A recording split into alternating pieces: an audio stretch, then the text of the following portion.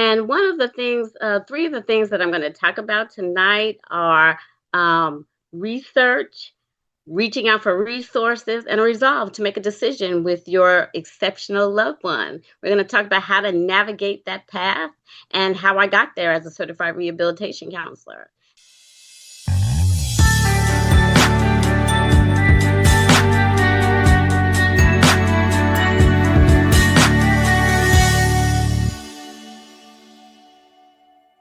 That time of the evening and the day for us to get started with Ask Dr. Kelly OMD.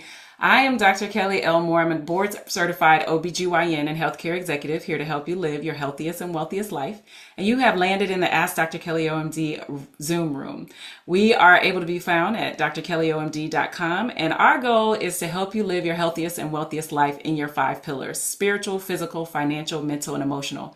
And we do 5 things in doing that. So we meditate, journal, exercise, optimize our hormones, nutrition, and sleep. And we bring forth to you subject matter experts in different areas of your life that will affect one of your, or many, of your 5 pillars. So tonight we have our special guest, Lisa Springer-Huezo, who is going to be talking about how to raise extraordinary kids. And what I've added to it is the fact that if you need assistance with anyone that has special needs, this conversation is actually going to be for you. Lisa, tell us a little bit about yourself and the top 3 things you want us to take away tonight. Well, good evening, everyone. My name is Lisa Springer-Huezo, and I'm a certified rehabilitation counselor, a mental health first aider. And one of the things, 3 of the things that I'm going to talk about tonight are research, reaching out for resources, and a resolve to make a decision with your exceptional loved one. We're going to talk about how to navigate that path and how I got there as a certified rehabilitation counselor. And so I'm looking forward to it. I know you are. We Right had a in. wonderful prep conversation and we've known each other over the years and, interacted. So I'm so grateful for you being on.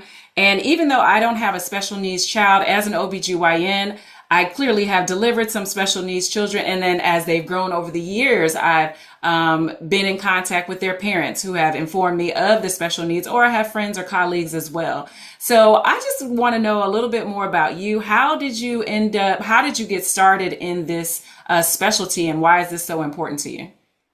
So basically, I got started in this specialty because my son was born a micro preemie, and what that means is that he was born 1 pound 1 ounce. Mm. So about 22 weeks at Naval Medical Center San Diego, as it's now called. And so once I realized that he was going to have some challenges because he was born so early, I knew that this was going to be my path. So I always say I knew my path at the moment of my oldest son's birth. And so rehabilitation has been, counseling has been my life. It's been our life as a family, and knowing how to navigate that before there were any of the services that we now know are available, like the Americans with Disabilities Act and the Rehabilitation Act. Those things were not available at the time. So basically, I had to, I think of myself as a little bit of a trailblazer because I had to navigate that path one day at a time. And that's where, like you said, Dr. Kelly, the spiritual part comes in, because I'm definitely spiritual. And I know that it was only by the grace of God, number one, that my son was born alive. Mm. And number two, that I was able to navigate, and he has a successful outcome now. Right now, he's going to be 39 years old this year. And so, yes. And so I am so happy to be here to talk about this very much needed subject, especially at a time as this, with some of the service that have been taken away, knowing how to navigate irregardless of what circumstance you find yourself in. So we're going to jump in and talk about that when you're ready. Yeah, no, I think that first of all, the fact that you were able to navigate this before all the resources were apparent or available. And even a lot of times when access to care is there, you still don't know what direction, because it's not like when you go through your prenatal class, anybody really talks about, okay, you're going to have a micro preemie, or this is a possibility of a micro preemie. Typically what happens is you show up to the hospital and within weeks, hours, or days, you're having a child and you're like, okay, where do I go? I wasn't prepared for this. So I'm glad that you're going to be going into the research. And I think this touches on that research aspect of how do we prepare, even though, everybody wants to have a term pregnancy, uncomplicated and all of that. How do we prepare and how do we do our research around this very subject? So one of the things was that it had to be a collaborative effort with myself and the neonatologist at that time, because they were not really, they had no idea of what to do, because he was born alive. It wasn't a stillbirth. So I always remember this one important piece is that it was not an incubator as what we know as an isolate in the room, even when he was born. So my poor OBGYN, she was like almost dropped him because Antonio came out crying. And so from that point, when I knew he was alive, I thought, okay, so how do we manage that, right? So basically, he was in the NICU 4 months. And during that time, I did my research. So I was my own advocate. I knew my path, and I started to look up what it meant to have a baby in a NICU. And he was in there for 4 months. And it was a day by day process. First, we had the first 24 hours, the first 42 hours, the first 72 hours, a day by day process. And that's where the faith part comes in. I said, well, God, if he's born alive, then I have my assignment. So I started to research and say, what are the things that are most important for having in a NICU? What are the language that's used? I had to learn the language that was used in the NICU. I didn't know what intubation meant. I didn't know what a PIC line meant. I didn't know what a apnea monitor meant. So I had to learn that, what we would call jargon, right? The language of that. And so I had to do my research on that. And so that was one of the first things I had to learn. And I had no fear. Again, that's where my faith comes in, um, because my belief in God was that my child was born this way and I had an assignment. And I know, right? The scripture says I can do all things through Christ who strengthens me. And that's my scripture that I live by. And that's how I navigated my path successfully. The second thing that I did was come together with other moms that had babies that were also in the NICU. One of the things we did was form a support group, that is important when you have a neurodivergent, as we call it, child now. And that support group was called Birth and Beyond Years, because at the time at Naval Medical Center San Diego, there was only a group for stillborn babies. So Mm. we didn't belong in that group. So that's another important thing, finding out where you belong, having a group of peers for support greatly helped me to navigate that process too. So I was not alone, right? I was not alone in the process. And so with that support group, we came together and we bonded once a month and gathered our resources. And support, I would say sometimes you may not have the support of family members because maybe some denial, some people don't know how to accept an exceptional child, the stigma that comes with it, with some cultures. And so that was another important thing. There was a mixture of cultures, and we were fortunate enough to be at the Navy Hospital. So, we are culturally diverse. And Very so much. with that much was another blessing for us. And so with that being said, after the research, I discovered that I needed to track how I was going to do this. How was I going to navigate this path successfully and stay on course with things that were happening? So I started a binder. That was in the days before cell phones, before you had a tablet or anything like that. But this one thing I do encourage, you keep a binder irregardless. It doesn't matter if it's 1987 or 2026. And why is that? Because I like to say, we know how the internet can go down. You might be in an appointment, but that old fashioned binder you can always have. I, Another I think that no, what you're saying is so important. There's so many things that are like coming into my head in regards to that because I too, and I think I learned it from my mother, as she was an executive administrative assistant, is like there is always a paper trail. And I want to remind Exactly. everyone that your electronic health record, although it's there, with people changing at the electronic health records, with like you're saying, the system going down, it's really important to track your own electronic health record and ever so often download that information and summarize it as well so that you can have a running tally of what's going on. And like you said, you can go to every little tab in that binder and be like, nope, let's open it up to your last appointment. I know you don't have that that note, but I do. Exactly. So I think that's really Exactly. important there. I did want to touch on the fact that because you, like you said, you were able to have a child in the military hospital, so that's a fully government assisted experience. There are a lot of people here that are utilizing their own personal insurance or don't have adequate insurance or coverage at all. Have you helped people that didn't have that type of full, those full resources available? Yes, and we still use the same navigation path. Mm-hmm. I do want to say that the importance, going back to the binder, is that so when you're in an appointment with a neurodivergent child, your mind might be racing and everything like this. But if you have the last appointment and all your notes and all the typical day of the child right at the beginning, it's easier to explain and make you feel more comfortable when Mm. you're in the room with the professional, with the physician or the OT or the PT, wherever you're at. That's another important reason about that for that. Yes, I have helped others that were not in the military medical system. You would do it the same way. It depends a lot of times on the state that you're in, what services are available. So currently I'm in Georgia, which has taken away a lot of services.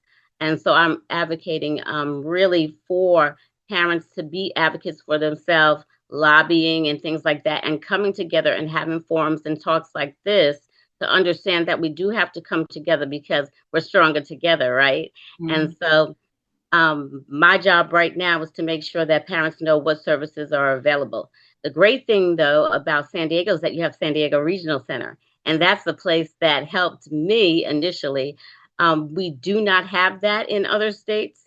And so I'm advocating also to have regional centers so that parents don't have to go from one provider, then over to OT at another place and PT at another place, then to your social worker and all of that. So helping to find those services um, is one of the things I also help to do, and find the support group based on the diagnosis of your neurodivergent or exceptional needs child.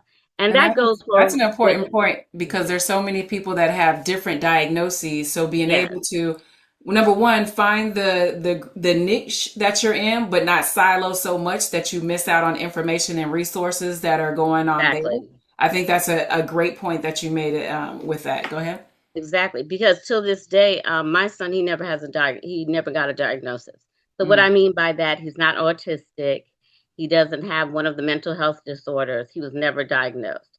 And so it was a great point you just meant. Don't have tunnel vision about your child's diagnosis either, because there are organizations that lend itself to all kinds of diagnosis. So that's another important point. And don't define your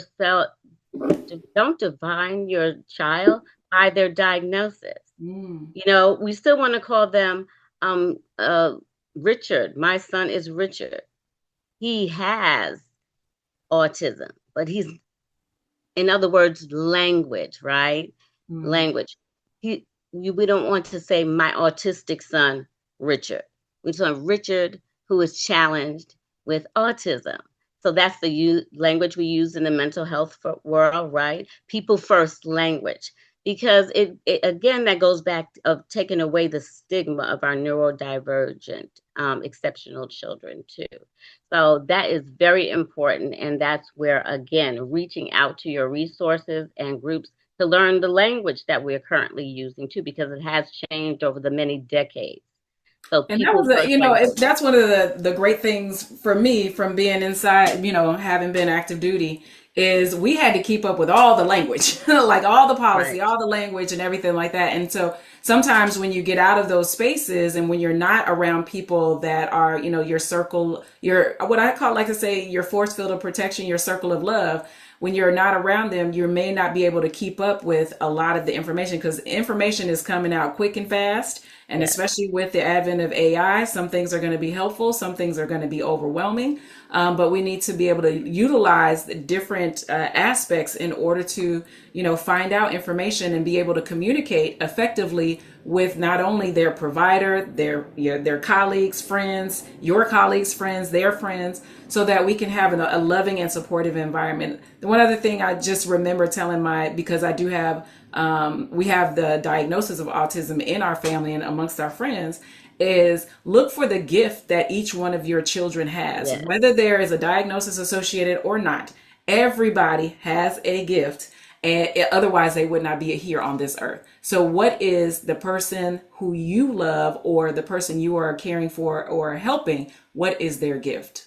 Go ahead. And I'm so glad you mentioned that point because even the word said we are uniquely and wonderfully made, each individual. So I try to remind parents, even caregivers, parents, siblings, everyone is uniquely and wonderfully made, right?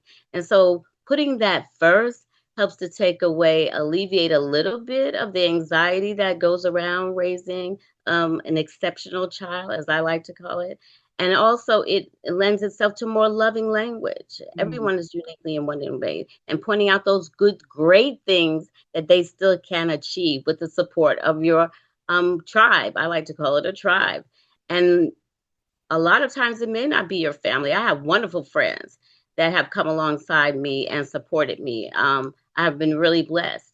And with that, I want to go to my third R, which is resolve. So I had to resolve and make a decision. Okay. So remember we talked about research, reaching out for resources, and then resolve. And resolve means I had to make a decision. Am I going to let this um, make me have depression, be depressed about it, or am I going to advocate so I can empower others by my research to make informed choices for the best possible outcome for their exceptional child? And Mm. that we can even go further to your exceptional, if you're a caregiver, the same strategy takes place, right? We still want to love and care for them, so remembering that each person, again, is different, but differently able. That's another word I like to use, differently able, which really turns into God is able.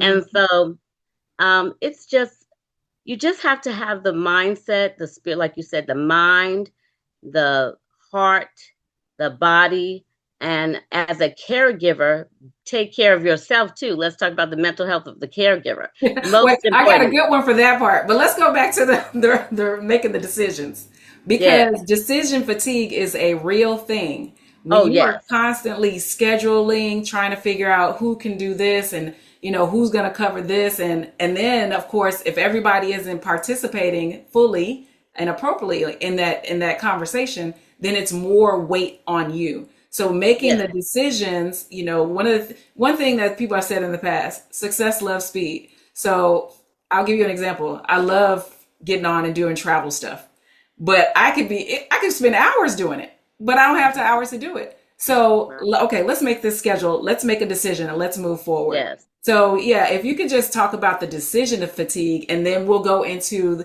the caregiving fatigue that goes along with that. So the decision, I think you just said it. I like to use a old-fashioned whiteboard, and there's a schedule color coded because I had two other children after that. So there were Mm. three of them. And again, remember, I was a military family, so I was really a single parent half the year because my husband was Navy. So having a schedule and being consistent is also very, very helpful because if everyone knows the expectations for the day, that makes it easier on myself as the parent, any other siblings that are involved or caregivers, because we know exactly how the day is supposed to play out potentially, right? But there's always those little hiccups. And And I don't want to so, be the one asking all the questions. So, Viva Lifers and friends, if you have any questions, please go ahead and put it in the chat. And then those that are watching online, if you want to put in the comments and we'll get your questions answered as well. So, or you can raise your hand, come off mute, however you want to do it. But go ahead, Lisa. Sorry to interrupt you there, so but there's yes, so many questions that I I'm have. a big time scheduler. I'm old school. I was raised by Catholic nuns, so we had a schedule for everything. But I think that all comes into, again, God's plan for my life because I just knew all of the discipline. I had the discipline. I had the knowledge from my research, right? We talked about doing all my research. We talked about reaching out to the people I knew and then starting my own support group at the hospital. And then the resolve. The resolve was that my child was going to have a great life no Mm. matter what it looked like, right? And so how did I shape that? Well, I shaped that number one by a schedule, and he was involved in activities. I think one of the things we have to remember is that our exceptional kids can be involved in activities too, extracurricular activities. Special Olympics, number one, right? That's one of the things we can do. We will also, luckily for us, we were stationed, we were in, we PCSed at one time to Virginia had a great year-round school system, so he was in school all year round with activities. Mm. And so were my other two kids on living at the amphib base.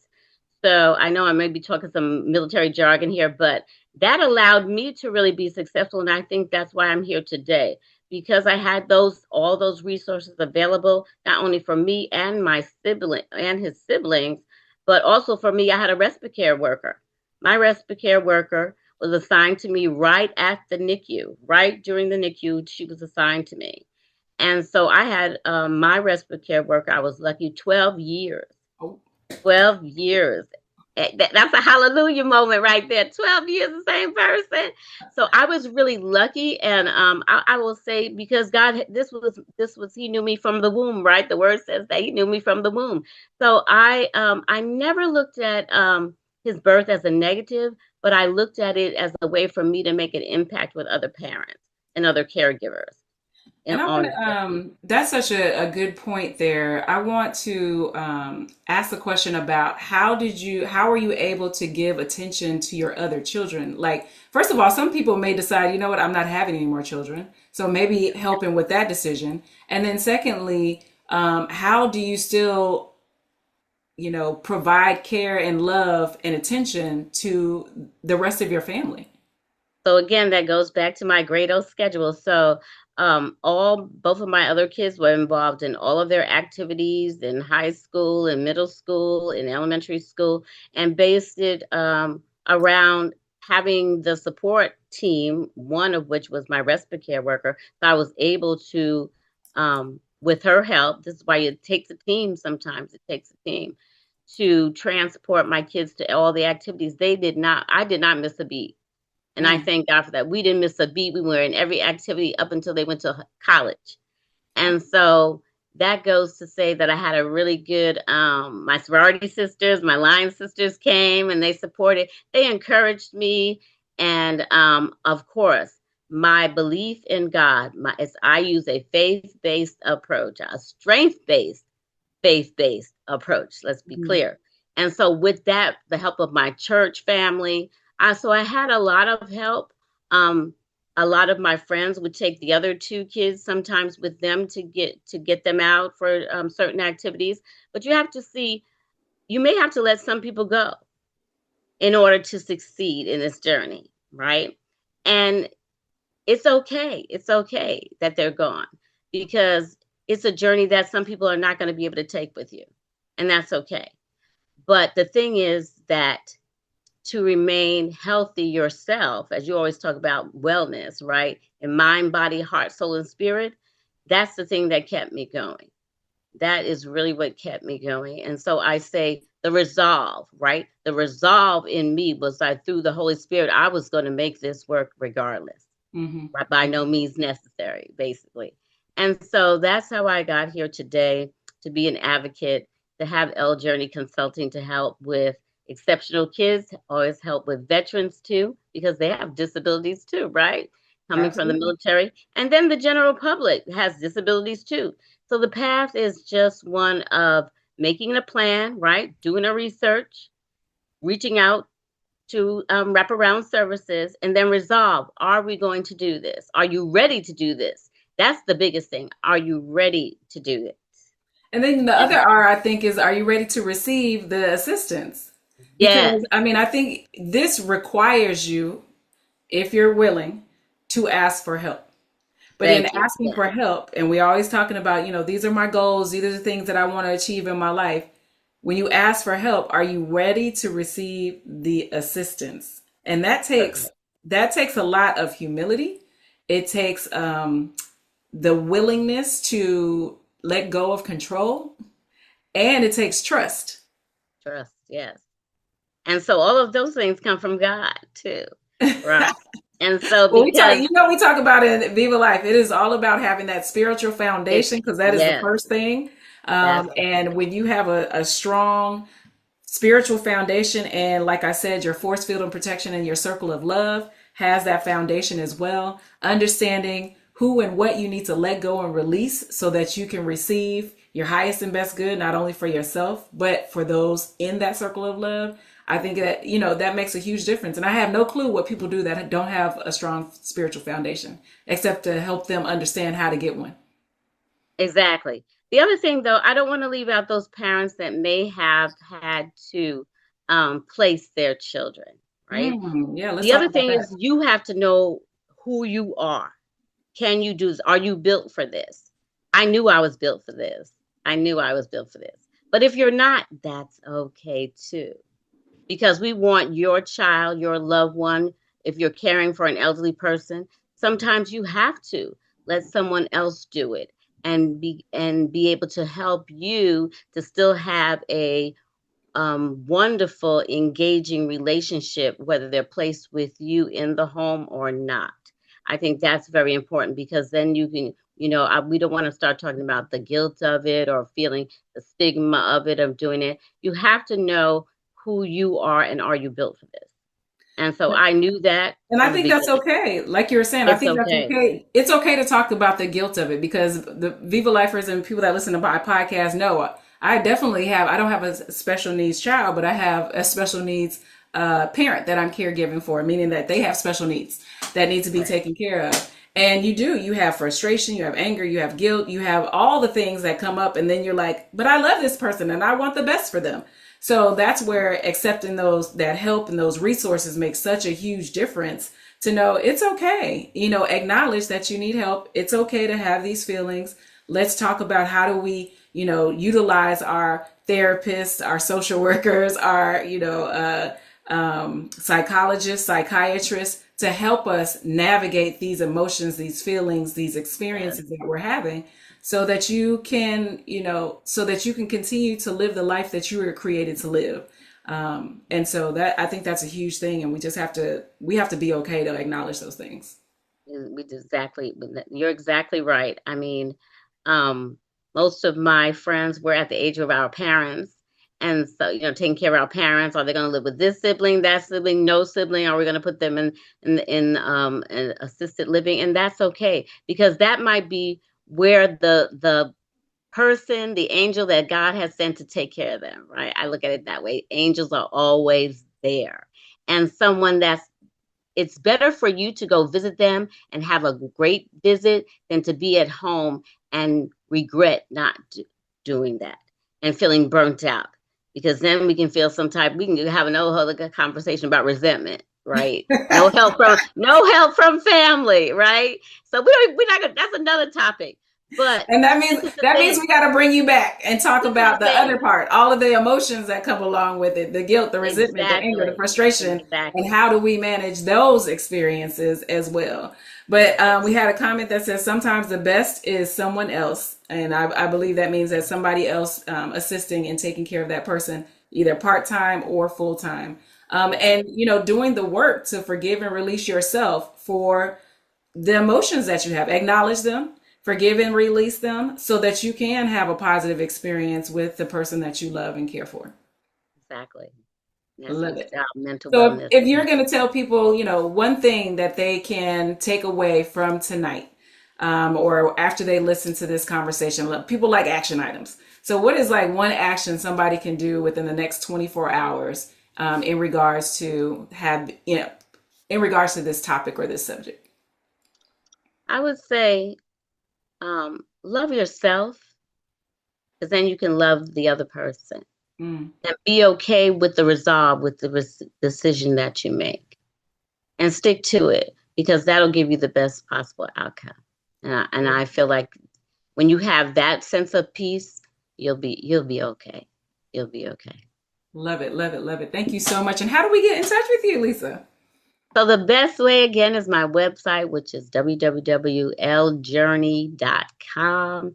And so on there you can contact me. It has all my contact information and set up a consultation. And so I would love to help all the people out there in the world that I can at this part of my journey in my life. And so God has allowed me to do that. And so yes, my son lives with his dad now, so I'm allowed to do that. And so it's my turn to give back. And so, so I'm grateful and blessed and love the journey that I'm on because it's so exciting. Oh, It's that's why it's exciting called to L me. Journey, huh? I like That's it. right. That's right. That's why it's called L Journey. Exactly. I You love got it. it. Okay. Okay, now, yeah, I got it. Now I got Now it. you got it. I love it. So we put that in the chat. And then also, I just want to thank everybody for being here. Thank you, Lisa, so much. This has definitely helped me, and I know it will help many of the people that are able to watch, whether it's live or recorded. I'm Dr. Kelly Elmore, your board certified OBGYN and healthcare executive, here to help you live your healthiest and wealthiest life. Please go to drkellyomd.com. We have services that are for organizations as well as individuals. Specifically, we started 2 programs, Viva Life in pregnancy and postpartum, and Viva Life in perimenopause and menopause. I know people think those are 2 different things, but let me tell you, when those hormones are rocking, life does change. And we want to help you not just survive, but thrive. Have a wonderful day, everybody. And don't forget to like, subscribe, and share. And Viva Life. Hey, Viva Life. All right, all right. Thank you for being a part of the Viva Life experience. I'm Dr. Kelly OMD, board certified OBGYN and healthcare executive. If you like what you heard, then please go ahead and like, share, and subscribe. The reason why is because we are trying to educate, encourage, and inspire 1 million people to live their healthiest and wealthiest life. And this is what we're bringing you. We're bringing you educational videos. We're bringing you podcasts. We are bringing you webinars with subject matter experts, including myself, about the topics that affect you the most. So go ahead, like, subscribe, and share. We are everywhere. Have a wonderful day. Viva Life.